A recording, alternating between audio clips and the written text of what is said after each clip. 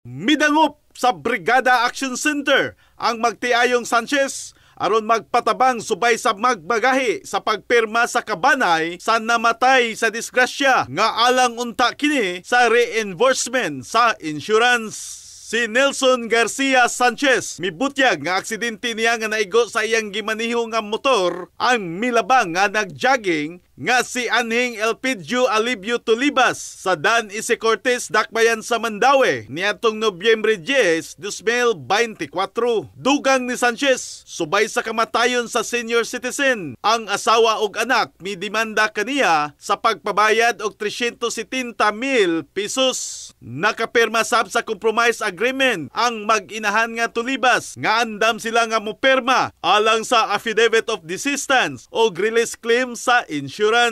Matud pa sa magtiayon, ang anak ni Tulibas nga ilang gikasabot, gi-block man hinuon ang ilang komunikasyon, hinungdan nga midangop sila sa Brigada Action Center aron mahusay ang tanan.